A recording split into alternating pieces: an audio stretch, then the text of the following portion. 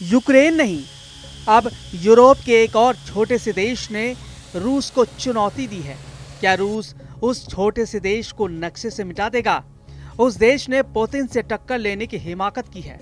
क्या पुतिन इस देश का हाल यूक्रेन जैसा करने वाले हैं? यूक्रेन युद्ध के बीच रूस और नेटो के बीच एक नया तनाव पैदा हो गया है, जब एस्टोनिया ने बैल्टिक सागर में एक रूसी शैडो फ्लीट टैंकर जगुआर को रोकने की कोशिश की। एस्टोनिया की इस कार्रवाई के बाद रूसी और नेटो के फाइटर जेट आमने सामने आ गए और हवा में डॉग फाइट तक शुरू हो गई। दरअसल समंदर में रूस के शैडो फ्लीट यानी गुपचुप जहाज पर बड़ी कार्रवाई की कोशिश की गई। बताया जा रहा है कि एस्टोनिया की नेवी और एयरफोर्स ने बैल्टिक सागर में एक संदिग्ध रूसी तेल टैंकर को रोकने की कोशिश की, जिसके बाद दोनों देशों की वॉरशिप और फाइटर जेट्स आमने सामने आ गए। जिस जहाज पर विवाद हुआ उसका नाम जगुआर है। यह 800 फीट लंबा कच्चा तेल ले जाने वाला टैंकर है, जो दिखावे के लिए गैबॉन का झंडा लगाकर चल रहा था, लेकिन ब्रिटेन ने हाल ही में इस पर प्रतिबंध लगाते हुए इसे रूस की शैडो फ्लीट का हिस्सा बताया। शैडो फ्लीट जो जहाज होते हैं जो रूस पर लगे प्रतिबंधों के बावजूद गुपचुप तरीके से तेल पहुंचाते हैं। एस्टोनिया की ओर से जब इस जहाज को रोका गया तो उसने सहयोग करने से इनकार कर दिया।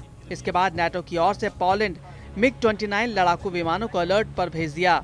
जवाब में रूस ने अपना Su-35S फाइटर जेट भेज दिया, जिसने कथित तौर पर एस्टोनिया की हवाई सीमा का उल्लंघन किया। इसके बाद बैल्टिक सागर के ऊपर एक तनावपूर्ण डॉग फाइट यानी हवा में झड़प हुई, जिसका वीडियो सोशल मीडिया पर वायरल हो रहा है। हेलीकॉप्टर से चढ़ाई की कोशिश, लेकिन एस्टोनिया की तरफ से A139 हेलीकॉप्टर और M28 स्काई ट्रक विमान भी भेजे गए। सैनिकों ने हेलीकॉप्टर से जहाज पर उतरने की कोशिश की, लेकिन रूसी क्रू मेंबर ने उन्हें पीछे हटा दिया। जहाज से रूसी भाषा में आवाज आई, इन जोकरों को देखो, जो कि एस्टोनिया सैनिकों के लिए कही गई थी। लंबे तनाव के बाद टैंकर जगुआर एस्टोनिया को चकमा देकर रूस के कब्जे वाले गैंगलैंड द्वीप के पास पहुंच गया। रूसी मीडिया ने इसे बड़ी कामयाबी बताया और कहा कि पश्चिमी देशों की कोशिशें फेल हो गईं। इसके बाद एस्टोनिया ने रूस के राजनयिक को तलब कर सख्त विरोध दर्ज कराया। एस्टोनिया के विदेश मंत्री ने कहा कि यह बेहद गंभीर और स्वीकार्य घटना है। रूस पर कड़े और तेज प्रतिबंध लगाए जाने चाहिए। एस्टोनिया के डिफेंस मिनिस्टर हैनो पेवकोर ने कहा कि ये जहाज बिना किसी वैध राष्ट्रीयता के चल रहा था और देश की क्रिटिकल इंफ्रास्ट्रक्चर के लिए खतरा बन सकता था, इसलिए हमने इसे रूसी जल सीमा तक पहुंचने तक एस्कॉर्ट किया।